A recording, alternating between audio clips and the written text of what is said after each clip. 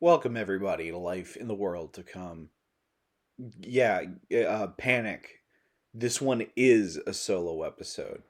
Uh, you remember how like 2 weeks ago we were joking around because we had just gotten back from uh, from doing the screenings, and somebody on Discord was like, "Oh, I just heads up everybody, I got COVID, and I know I was around a lot of you." So, just like get yourself tested. And we had a little panic because we were like, oh God, we probably shook hands with that person.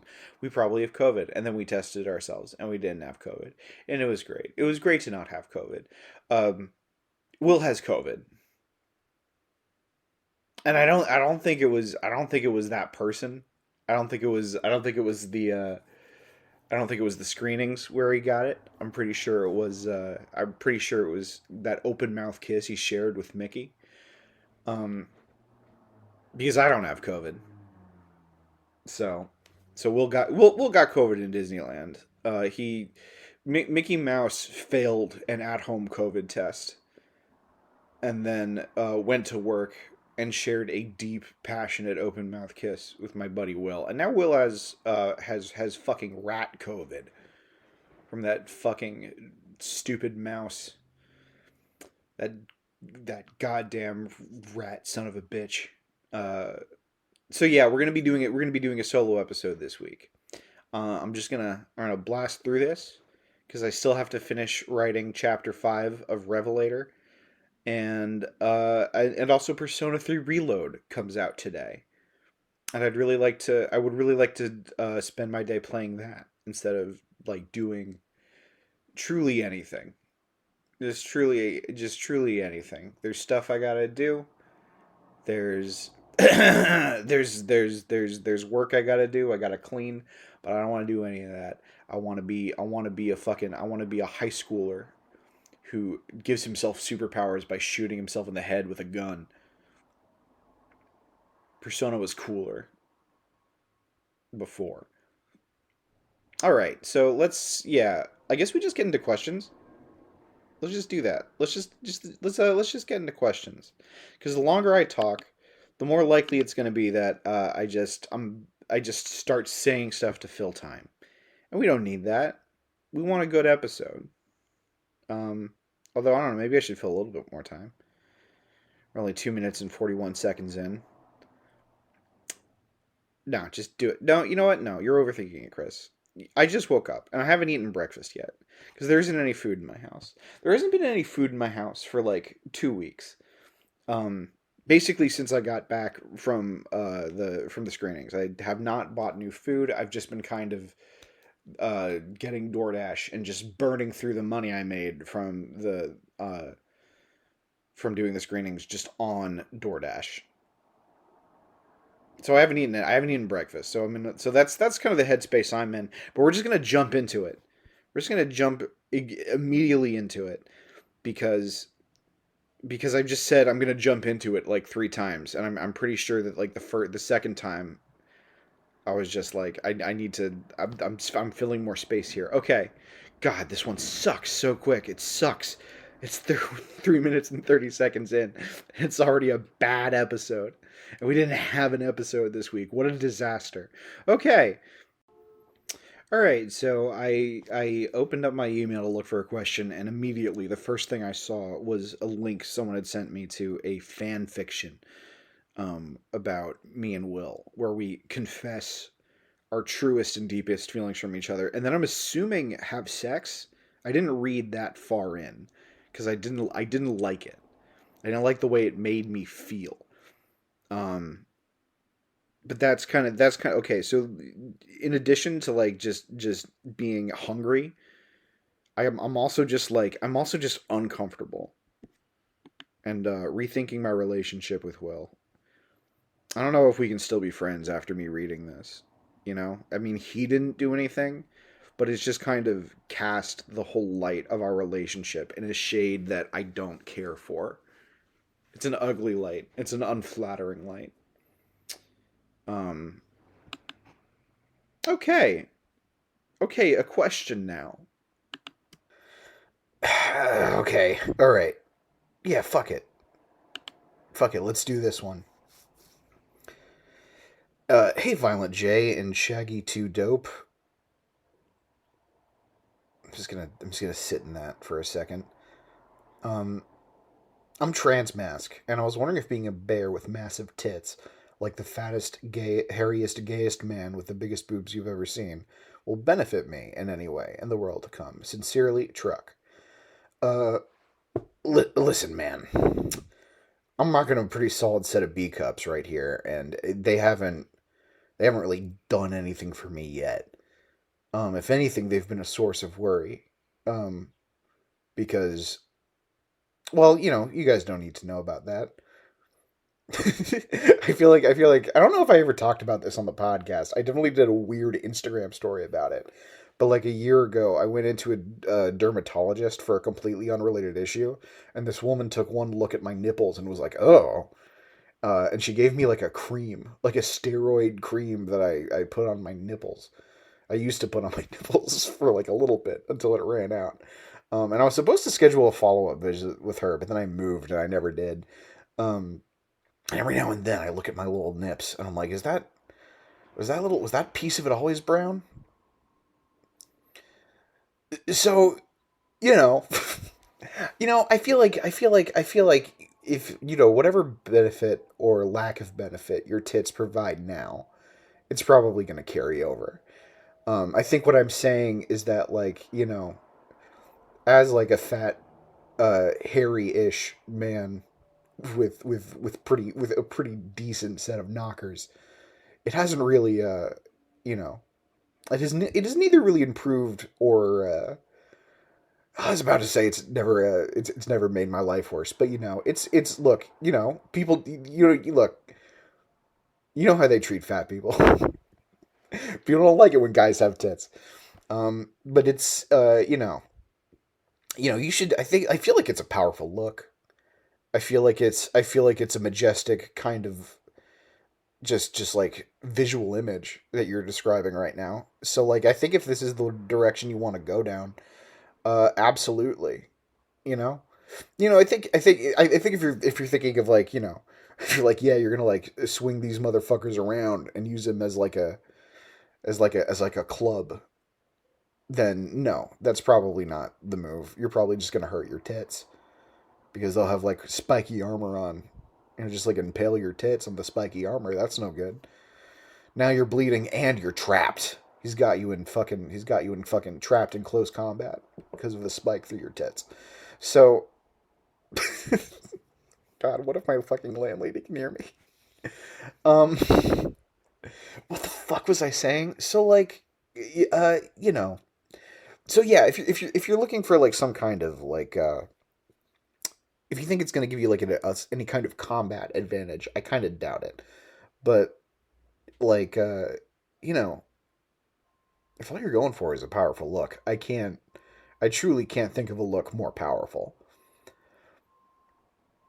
Did that take a long time? I don't know how long I spent on that one, but I hope it was. We're like 8:30. Okay, yeah, yeah, yeah. Okay, okay, we're making progress. Why do I always act like this is the first time I've ever done this?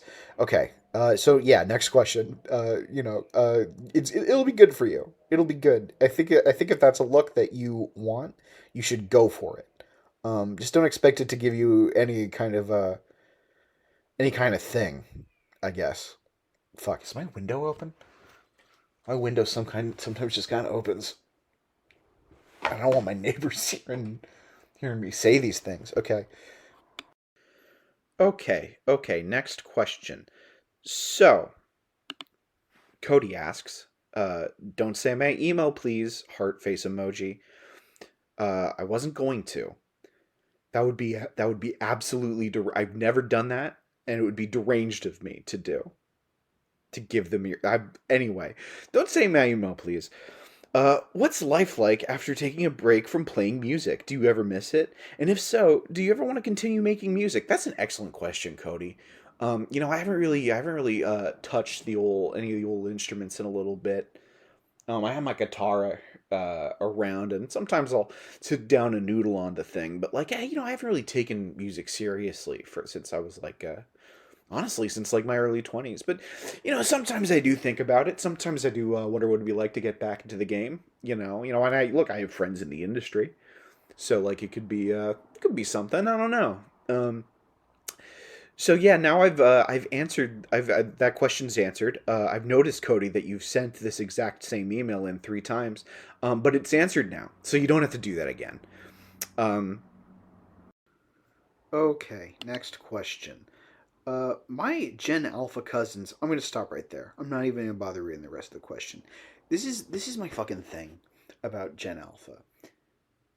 You understand that like there is no governing body that decides on the generation names. Like we all know that, right?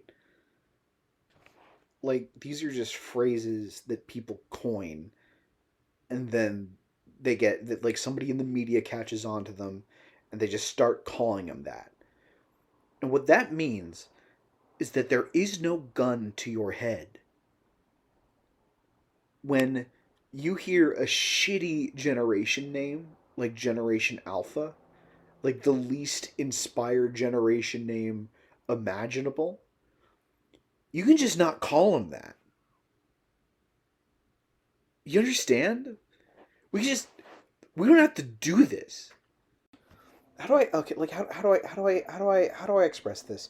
You came out of the womb free, and you cannot allow some dickhead with a Twitter account who decided that they wanted to make a little bit of extra money writing a book on why they decided to call it Generation Alpha, which is what the millennial people are doing now. They wrote a fucking book about the idea of a millennial, and they go on like speaking tours and stuff, and like they're not like a person. They're not like an expert. They're just some guy who was like, these are millennials now, and now he has a book. like you can't, you were born free, and you can't let that guy take that away from you. Don't call him Generation Alpha. No one's making you do it.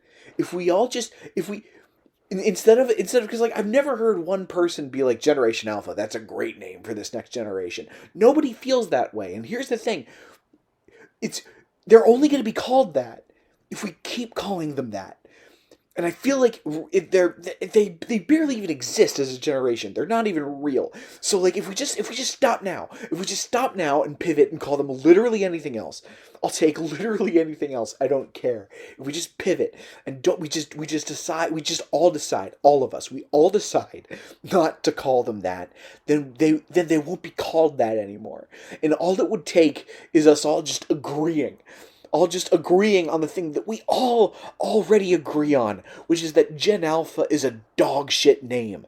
Just something, and we don't have to call him that. We just don't have to. We don't have to do it. No one's making you do it. You can call anything you want. Just call him something different. Our next question. Okay. Okay. Next question. I just had it pulled up. Now I got it. Okay. Okay, I'm ready now. I'm ready now. I refuse to edit this. I'm not editing this under any circumstance. Hello, Major Dunn and Major Wood. My country, the UK, is considering conscription. I know my chances of being chosen as a very mentally ill, very physically ill, and very unpatriotic guy are low. But warfare terrifies me, so I need to know. Will I be safe from the draft in the world to come? Will the event happen before they send me and my friends to our deaths, or will I be conscripted for the apocalypse army instead? Urgently, Ozzy. Listen, Ozzy. The only war I support is the war that rages deep within the human heart. Like, if you're not into this war, then I think the problem is that someone is telling you to be a part of it. You need to find your own personal reason to get into it, you know? Like having a government tell you that you need to like go overseas and kill people, that's no good. Nobody wants that. But going overseas to like kill the man who drove a broadsword through your father's chest cavity, I bet you could motivate yourself to do that. You know, that's what I'm saying. Like it's like countrywide war, so impersonal. You need to find a way to make this war about you. So I think what I would do is like look I haven't really consumed the news since like 2016 because it makes me sad. So I'm not abreast of this. I don't know what country the UK is planning on fucking drafting people to go to war for. Is that what conscription is? I hope so. I'm not gonna look it up. Uh, I don't know what the UK is up to right now. But what you got to do is you got to go you got to take your dad on a trip on a vacation overseas to this place that your country is considering going to war with, and get like an enemy combatant to drive a broadsword through your father's chest. And then when your country does declare war and you are conscripted, you'll have like a nice personal reason. It won't just be like some guy in a room being like, I want money, so let's kill people. Like, it won't be that. You'll have like a reason. It's not just gonna be like this you need this is the kind of thing you think you need to make personal for yourself, you know? And you might not have that warrior spirit in you now, but I swear, the like this the fifth or sixth time you wake up in the dead of night having dreamed a broadsword going through your father's chest cavity from behind. The fucking rat bastard snuck up on him and he never saw it coming. If the sixth or seventh time you wake up to that, you're going to be like, I think I'm ready for war, you know? And it's not a perfect strategy because eventually you will kill that man, and you'll look around at the battlefield around you, corpses strewn across the dirt, blood up to your ankles, and you'll be like, and you won't have a reason to fight anymore. And so you're gonna have to go home. You're gonna have to get your mom. You have to bring your mom to the war and hope somebody kills her. Hope somebody kills your mom so that then you have a reason again. I feel like I'm going through these way too quick. There's nobody to bounce off them and keep the bit going. I feel like I've done like 5 questions and I'm only 17 minutes in. Stop complaining. No editing. You can't edit this out. Just go. Just go. Just do it. You need all of this. All this needs to be in. Fuck. Okay, next question. Dear Ray Liotta and Barry B. Benson, I had a dream where I had a pet bee the size of a small dog, and it was very cute. How will bees be in the world to come? Thanks, Jazz Liker. I have bad news for you, Jazz Liker. Bees will only be the size of large dogs. And I'm talking like large dogs, you know? Like in fact, like those like dogs you see on like the internet and only on the internet, or there's like a picture of a dog and it's like standing on its hind legs with its like hands on its owner's shoulders, and it's like still like 3 feet taller than its owner, like one of those dogs. In fact, I feel like saying that they're like dogs at all is probably something of a misnomer. It's probably better to compare them to like mountain lions. Um, and they're not going to be your friend. I feel like that's I feel like you probably saw that coming based on my tone, but yeah, no. These aren't this isn't going to be like this when I say that they're the size of a mountain lion. It's not like a cool thing. You're not going to like put a fucking saddle on this thing and ride it across the wasteland. It's going to be scary. It's just scary and bad. Bees are bad, and you shouldn't like them, and they're not even going to do anything useful in the apocalypse anyway. Um, they don't need to do flower stuff anymore because they're the size of mountain lions and they can just eat dudes. So, and as for dogs, I feel like I've said stuff about dogs in this podcast before, and I don't want to contradict myself. So I don't know. I guess like just go back and if you want an answer to that half of the question, just kind of like I guess that wasn't half the question. I'm looking at the question now. Said it's only about bees. So yeah, that's answered. Size of mountain lions, not cute.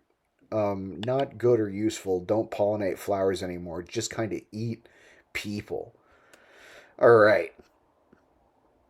Is this just gonna be like a short episode or something? Because like these are not taking nearly long enough. I'm like doing like 2 minutes per question here.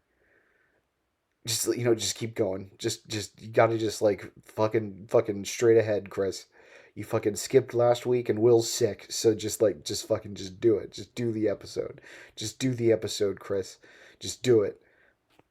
Okay, just quick digression for a second. I'm looking at the Discord, and there's a handful of people giving Will a playfully hard time about being a Disney adult. Let's be clear about something. Look, I think Disney is fine. I think that they are a movie studio, meaning that they put out some good movies and some bad movies. So I would not consider myself to be a Disney adult by any metric. Disney World fucking rules. Okay? It's we can all just accept that as a fact and have it be fine. It's terrible. They've destroyed the Florida Everglades. They've basically created their own like their own like isolated government living within the United States. Um, they're very scary, but like, look, when you give an utter sociopath like Walt Disney free reign to do whatever he wants, just give him a shit ton of money and say, do a thing with it. Look, awful guy made a great theme park. Okay, so like, you don't. I plan on going to Disney again in the future, and I don't want any of you coming after me, being like, oh, look at this guy. Oh, look at this guy. He fucking loves Frozen and shit. No, I just think that they're really good at world building, and it feels cool to go to Star Wars place and be like, I'm in a Star Wars right now. This is the kind of thing I would usually leave in the uncharismatic edition, but again, I need to fill time. So yeah, this is all part of it. Okay, dear Finn and Jake, will I still be allergic to cats in the world to come? I hate that I'm already allergic to my little fur babies and would like to know if this will pass, or better yet, if I can weaponize my allergies. So here's the thing that you have to understand about cats. The the sort of allergy symptoms that you're experiencing, it's not strictly speaking an allergy. What happens is that every time you try to pet your cat and your cat just like denies you, is just like, no, you're not good enough for me, fuck off. You think that what's happening there is that your cat is just being a cat, and the cats are kind of assholes, that they act like they're too good for you, but that's actually all part of their strategy. Every time a human being feels like insecurity and disappointment, a cat uh adds a couple of years to their life. They just get stronger. And in some people that manifests as allergies. And the thing is, after the fucking government falls, these little shits aren't going to have a single goddamn reason to keep hiding. So they're really it's just going to get worse. You're going to have like cats coming over to your house just to like make fun of your outfits. They could talk the whole time. They didn't do it because of the government stuff, but they can, and they'll come to your house, and they'll be like, "I think that outfit makes you look fat, frankly," and you're gonna be like, "Ah, oh, fuck, I'm such a piece of shit. These cats are so cool, and they don't think my outfit is good," and you're gonna start sneezing, and and then you're gonna die. And then the camera's gonna pan over to that cat, and the cat's gonna be so fucking jacked, dude. That cat is going to be fucking ripped as hell because of all of your life essence that it stole from you. Yeah. Okay, dear Flotsam and Jetsam, what'll capital punishment look like in the world to come? Thanks, Kalen. I think I pronounced that right, Kalen. Look, I hate to do another short one, but it's a pretty simple answer. You just kind of wait. You just kind of wait. like there is no form of like electric chair or hanging or lethal injection that is going to be more reliable than just kind of waiting for nature to take its course, you know? Like if someone like steals the precious jewel that is like a sacred relic of your village, you could burn that guy at the stake, but like it'll probably be faster. Like he'll probably like a lion will probably eat him before you get the chance. Like a totally unrelated lion, just a lion that is fully separated from this jewel situation. You know, like he's gonna be in the holding cell in your village, and he's gonna get attacked by a lion and die before you can execute him. And you're just like, and it's the same lion that like killed four other people today that again had nothing to do with this whole jewel situation. Who had not been sentenced to death in any sense. So like it's just so in some ways it's kind of progressive because you're like, well, we don't really have capital punishment in the apocalypse, but not because we feel that we're like above it or that we feel that it's immoral, just because it's like there's no point. Somebody commits a crime, fine, they're going to be dead in like less than 24 hours, just statistically. So yeah, you just kind of wait, just try waiting, just kind of it's a fucking dangerous world out there. You don't gotta overthink these things. Okay. Hello, Chris and Will. Today I subjected a very full bus to my music taste because I didn't realize my headphones weren't connected, and it got me thinking. How will poor quality wireless connections affect us in the world to come? I'm sorry that happened to you. That's so embarrassing. I would say that the biggest effect that uh, poor quality wireless communications will have is like the total disillusionment of the society. uh you know the wi-fi won't go work good, and that means that cities can't communicate with each other, like a total breakdown of all communications. And so we like people stop working on like the roads and stuff.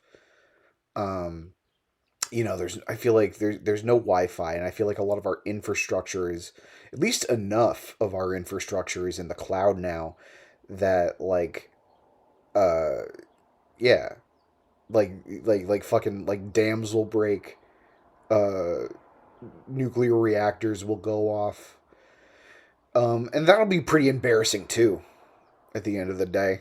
you know I feel like we can relate in that sense. You subjected a bus full of people to, let's be honest, probably Will Wood. And that was kind of embarrassing for you, and it's also going to be very embarrassing for the government, when they can't, when they just have no idea what fucking Alaska is up to. They just have no way of finding out. It's going to be really embarrassing for them to just be like, Alaska, they could all be eating each other, and we wouldn't know. Um so yeah, basically the same. What will be the least painful way to die in the world to come? What you're gonna want to do is you're gonna want to take the longest, sharpest knife you can find and just plunge it straight into your heart and twist until everything goes black. And if you don't, and you're probably gonna want to go ahead and do that, because otherwise that lion I mentioned earlier is gonna come around. Whatever he's got planned is gonna be way worse than that. You know, I know it doesn't sound like an easy way to go, but all things considered, out of anything that could happen, you're gonna want to just stab and twist. I don't know if it's obvious or not, but I've been doing most of this podcast laying on my back in bed with my laptop on my chest. Um, so if you're picking up on that kind of vibe, that's what that vibe is. Okay, I'm getting up. Here's the plan. I need these questions to take longer. So I'm whipping out the tarot deck. I'm whipping out my tarot deck that has all this has all the meanings of the cards on it. And this next one's going to be tarot. Simple spread. simple 3-card spread. And I think just for fun, I'm only going to use Major Arcana. But look, I need to get this done. Is that in bad taste for me to say that I just need to kind of get this out of the way? Because I still haven't finished writing chapter 6 or chapter 5 of Revelator. Basically because Will had COVID. Will let me know he had COVID, and I was immediately like, oh shit, okay. I guess I don't have to get this done as quick as I thought it did. He's not going to be around to record anyway. Fuck it. But that was a bad frame of mind because it's been like 2 days and I haven't really done any stuff I needed to do. So I gotta get this out of the way. This is a bad one. This is a bad one. Okay, so hopefully with tarot, I don't actually have to worry about coming up with a good answer to the question. So I can just pick any of these, and the cards will generate something funny. Just do a quick shuffle. I'm just gonna pick with one. All right, let's see what the cards have in store for us today. I keep clicking over to GarageBand to restart the recording, but then I have little brain farts and forget where the question is, so it takes me a while to get back to it sometimes. There it is. We're back in Discord. Okay, I work as a chef and have seen the terrible conditions that cooks and chefs live in just to live in today's society. While working as a chef, how dyslexic am I? Okay, I work as a chef and have seen the terrible conditions that cooks and chefs live in just to live in today's society. While working as a chef now better prepare me for life in the world to come. Okay, 3 cards. Past, present, future. All major arcana. Let's do it. First card, the past. We have the Empress, reversed. Creative block, selfish, impatient, dependent on others, inaction, lack of concentration, indecisive, overwhelmed, anxiety, infidelity. Look, I think what the cards are telling us here is that this is a prison the cooks have made for themselves with their infidelity. You know what I mean? Like this is I think the conditions they find themselves in. I think if they just kind of lived a more chaste life closer to God and just weren't like constantly abusing their partner's trust, then they wouldn't. I think they would be able to concentrate better. They would be able to work harder, and they would be able to like kind of get themselves out of this. But that's not where they are. They're too busy. They're too busy sleeping around. Generally being impure, and the universe. There's consequences for that. The universe doesn't like that. God doesn't want you to be like that. So you can kind of see where the problem arose. And just like these chefs are too slutty. And that brings us to the present, which is the Hermit reversed. Isolation, loneliness, withdrawal, resignation, distance, lost your way. I mean, I basically covered it. That's how good I am at tarot, is that I basically said everything that the Hermit had to say just by looking at the Empress. It's like you've isolated yourself. It's like you've been going out and getting a different lover every night, and still there's this emptiness inside of you. You're constantly around new people, but you've never been more lonely. And you did that. You did that to yourself. For not because it's being horny is a crime. That's true. They don't tell you that. I'm so tired. Okay, so let's move on. Let's get to the future. How is being a chef gonna help you in the future apocalypse? It's again reversed. It's temperance reversed. Imbalance, excess, extreme, overindulgence, alcoholism, addiction, self-healing, realignment. Every now and then you get a reading that makes you reevaluate the world. I've been coming at you with all this judgment, right? Like a lot of I've been slut shaming you. I'm not gonna. There's no two bones about it. And I think what the cards are telling me is that I'm wrong there. I think you need to lean in. I think as a chef, you get to live down there in the fucking dirt in the mud where it's real. And so I think you should take advantage of that. If any, drink more. is, I think, the solution. You know, you've seen you've seen the terrible conditions that chefs have to live under. I think a brilliant solution for that would be alcohol. You know, maybe you look around, you don't like what you see. Maybe get a couple shots deep, see if that changes. Okay. Okay. We're at 35 minutes. I feel like solo episodes are good for 40 minutes. One more, Chris. Just get through one more. Just get through one. This is a bad energy. This is a bad energy for I shouldn't have getting through it energy. That's not good.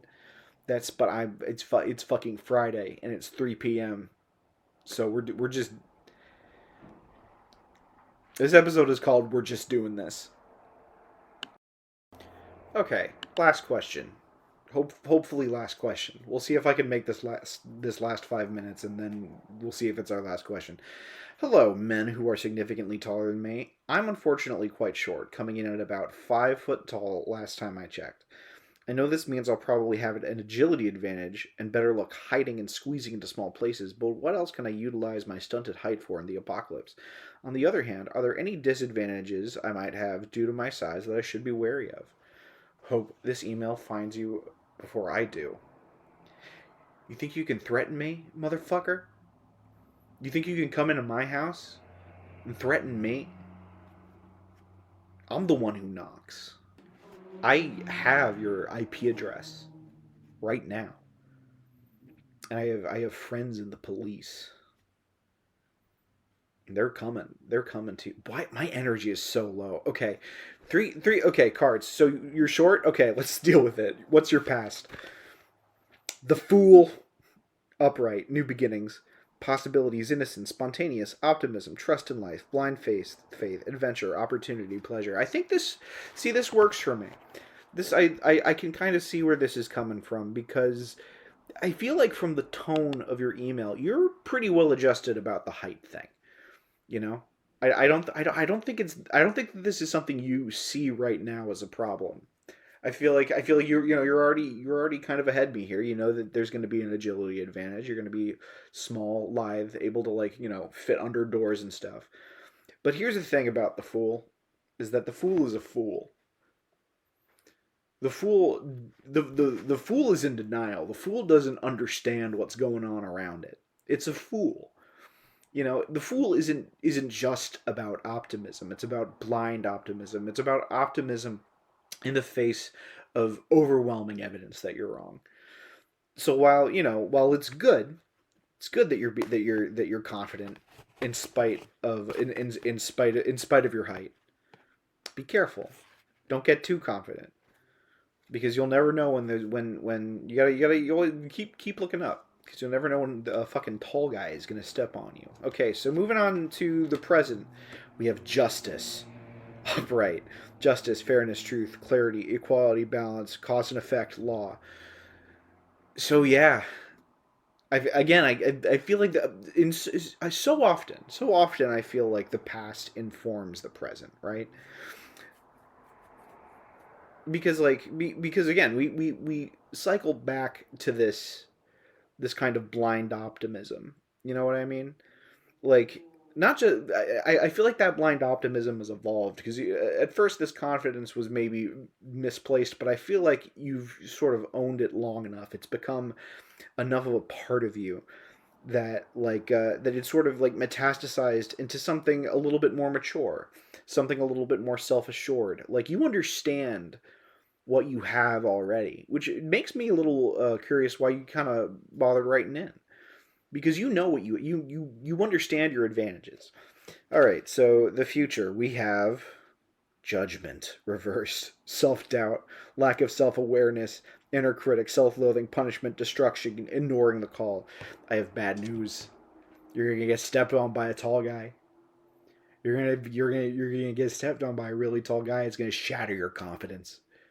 You're gonna be walking around the wasteland, your chest all puffed up, thinking, "Look at me, I'm too small. You can't catch me.